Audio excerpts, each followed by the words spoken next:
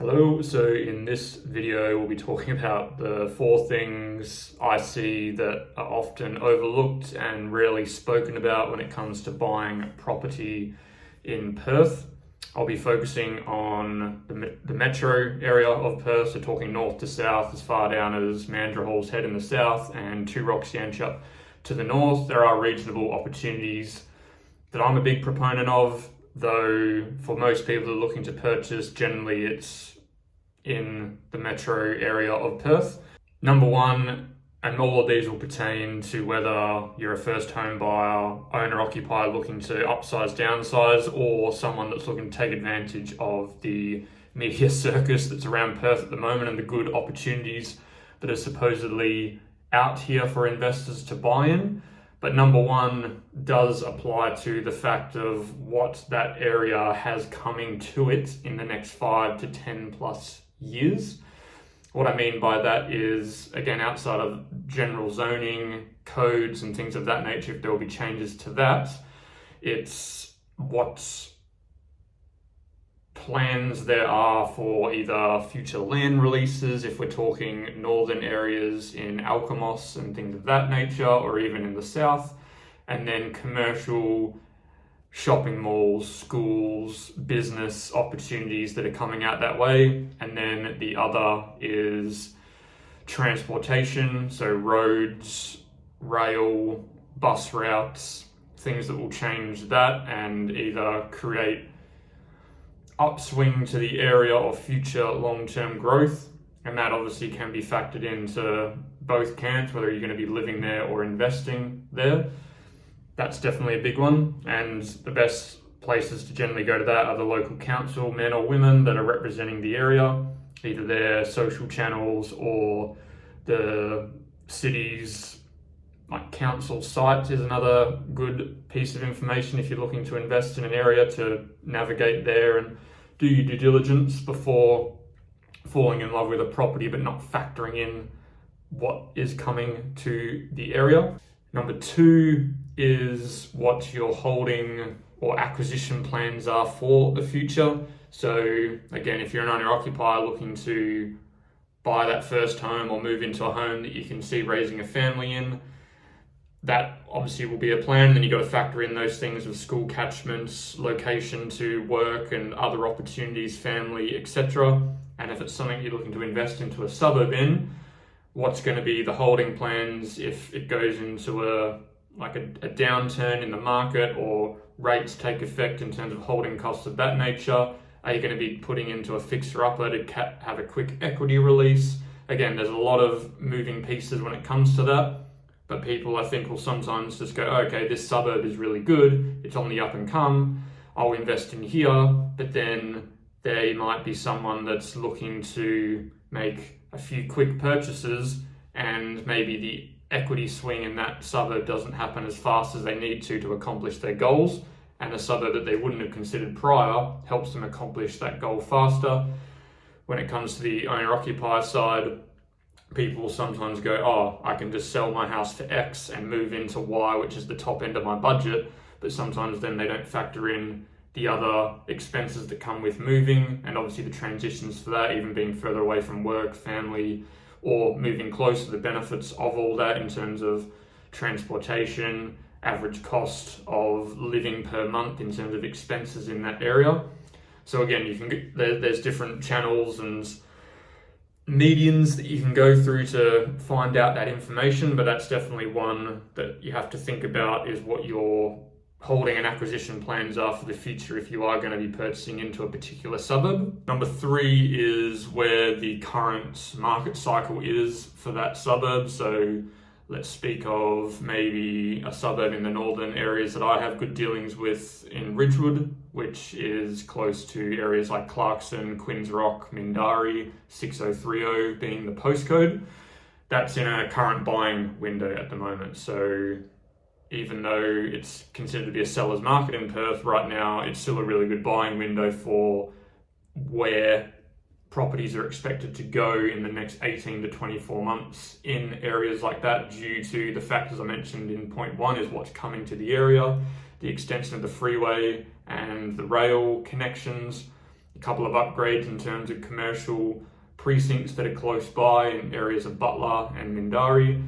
So factors like that have created it to seem to be a seller's market. So a higher owner occupier suburb, great time to sell for a seller if you've been sitting on your asset for 10 to 15 years. But equally, buyers are coming in and it's presenting a good purchase for them at the moment too. So it's a great double-edged sword for an area like that. But there are things you have to find out. General factors that you consider when it's figuring out what cycle it's in is the rental yields, are they high or low? What the owner-occupier levels are in the suburb.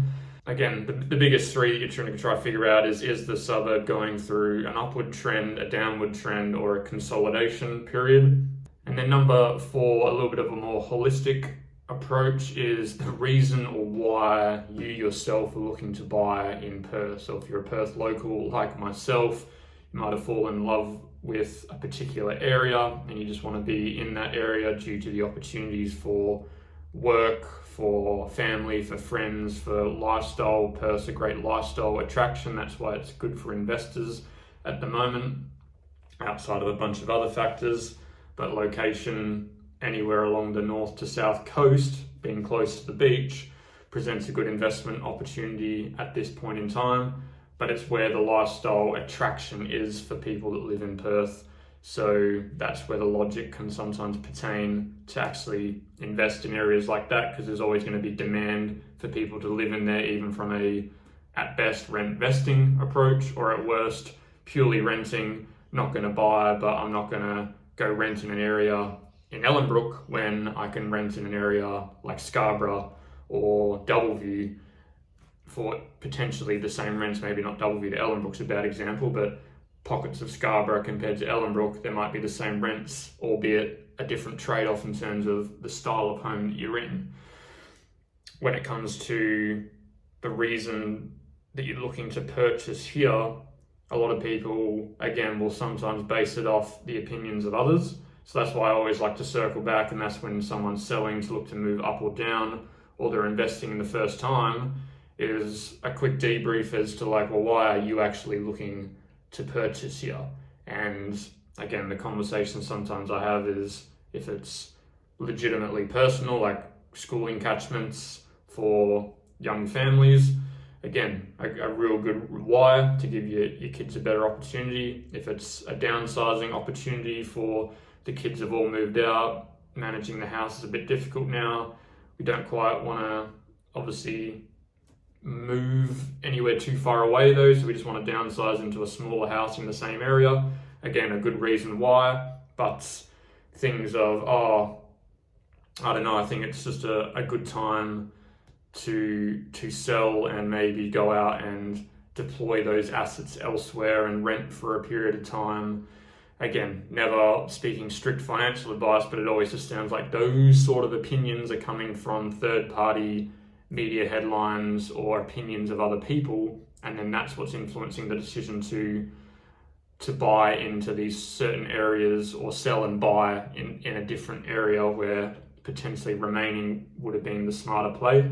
So I always circle back to, you don't have to write it down or get super weird about it. I just sort of say you want to approach your next purchase, whether that's as an owner-occupier taking advantage of the great Perth lifestyle, or an investor from interstate or overseas looking to capitalize on where the Perth market is and expected to go long term, especially in most of the metro area, is why and what's the reason that you're looking to deploy your hard-earned money into a asset class that is a home in Perth. What's the logic behind that? And again, that's something that I can probably go into in a future video, though a lot of people I think will think they have to hold off or purchase at this certain time or purchase in this certain area, otherwise they've missed the boat or it's the wrong thing. And anytime I hear those sort of discussions, I know it's not coming from a true sense of self and they're doing it for alternative reasons or desires. And again, each to their own, but I always just say have a good reason why and have a backed by logic reason why, as much as possible, why you're making the decision to purchase in this suburb, factored into the 3 that I mentioned before. Outside of that, Thomas Whitford. If you like these sort of videos, again, just more try to do a point and shoot, couple of cuts in this one, just due to some outside noise. Would appreciate looking in the description below. I do have a small community that's growing at the moment that's just allowing people to looking to purchase into the Perth demographic, the insights, and I like the logic of building a community around this sort of stuff because it gives sensibility of, again, logic-based purchasing and selling, but also it's just creating a channel for people that are like, okay, what do I have to do to buy in this area? What do I have to do to sell my home and purchase here? Or I would love to sell if I could buy here, but I can't or need to acquire this.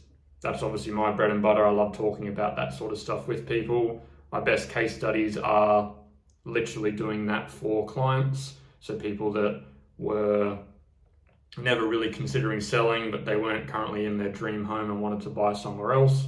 And it's acquiring a really good purchase price for them, but then facilitating them on the other end and finding a great home to move into and buy as well. So if you're still here, I would have a pretty strong inclination that you're at least interested in hearing about this. Again, it's a very early channel, one of the first early videos. If you like some of the stuff I've spoken about so far and the more just, I don't know, just like casual, normal approach to property, then hit the subscribe button and the link below will take you to a small community at this stage that I'm growing that is assisting people who are looking to purchase in Perth for their first time or preparing for their first sale to purchase in the future. That's sort of my bread and butter, so I appreciate watching. Thomas Whitford, till the next one.